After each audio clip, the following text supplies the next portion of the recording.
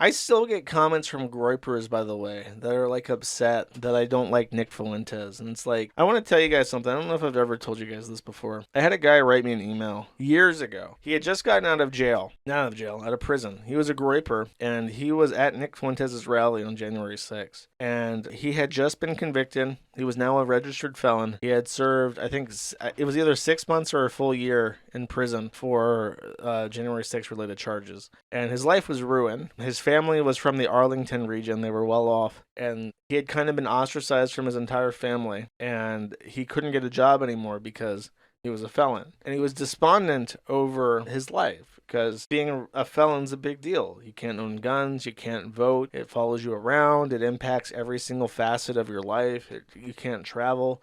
It's not like he doesn't even have the option to leave the U.S. and go hide in Argentina because they don't want a felon. And he was despondent. And all he wrote me was asking for advice on how because at the time I had been talking about how I believed happiness was a choice. And he was like, how do you choose to be happy, even though you're kind of like this weirdo without much money living in the middle of nowhere by yourself? And it took me like 2 weeks to reply to this guy. I did a thing where I left his email in my inbox and I just like cleared everything else out and just sat there for literally weeks. And eventually I replied. And he confirmed that he got it because he said he didn't expect a reply. And then kind of recently, not too recently, I got another email from him saying that he had moved out of the state. He was kind of in like a super Republican area now. He had moved very far away from his entire family, got a job doing like IT shit at like a low level. And all the guys there were like old boomers that respected him being a convicted felon for January 6th. He said he had gotten a girlfriend. Oh, his girlfriend left him back home because he went to jail and was a January 6th Trumper felon, white nationalist or whatever the fuck. He got a new girlfriend. I think everything was working out for him, and he said he thanked me, which I was very gratified to hear.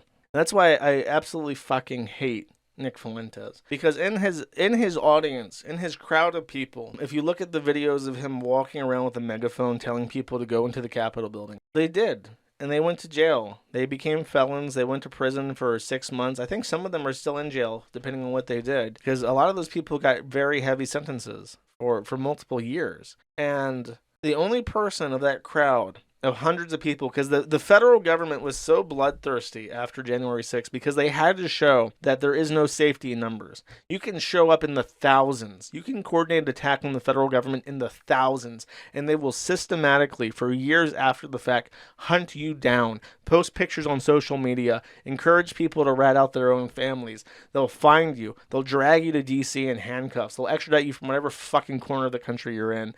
They'll put you on charge. They'll give you a felony. They'll put you in jail for 6 months. It doesn't matter who you are or where you're at. If you did something to displease the federal government, they're going to come after you. And they went after everybody. And of all the people who were there, of all the people who incited a riot or whatever the fucking charge they got, the one that walked away from it was the guy with the megaphone telling people, his own followers, to go into the Capitol building.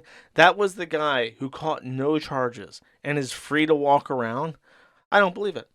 I don't believe it for a second. He flipped, he turned, and he takes marching orders from the government now. And since then, I remember when Nick was a younger performer, and he was, because he's 26 now, he started like his Trump stuff like when he was 17. If you compare pre-2020 Nick Fuentes to post-2020 Nick Fuentes, his demeanor is completely different. Because back in the day, he was a very happy-go-lucky kind of guy. He was always laughing at shit. He always had like this like unaffable demeanor and stuff, and it was endearing. Admittedly, I didn't like a lot about him, but I still understood his appeal. After 2020, he's fucking dour. He's completely like self-enrichment driven. He ran with fucking Kanye West, a black guy. He bumps elbows with the fucking rapist Tate brothers.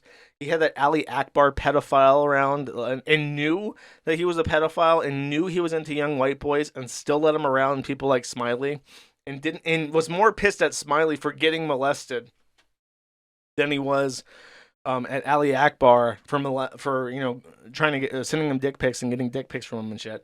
And it's like, it's so fucking obvious that this is a guy who hates his fucking life, is a miserable cunt, is fucking possessed by the balls by the DOJ, probably can't leave where he's at, probably he's stuck in Chicago. That's where they have him.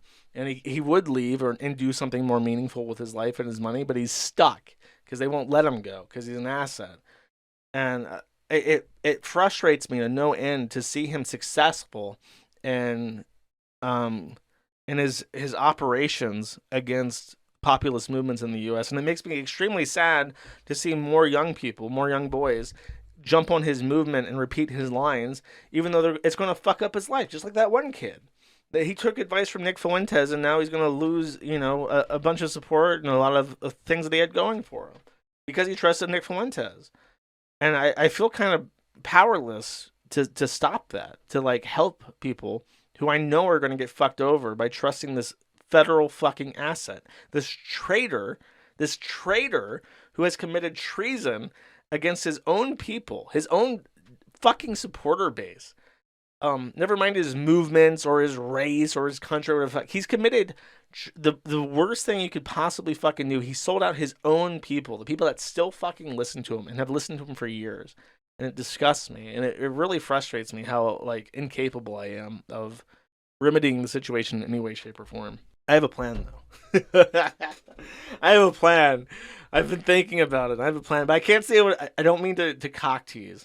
There's something I know I can do that will be a lot of fun, but it has to wait. Trump has to get into office first. It's on my fucking to-do list. I wrote it down, I promise. I got a little to-do list for when Trump gets into office.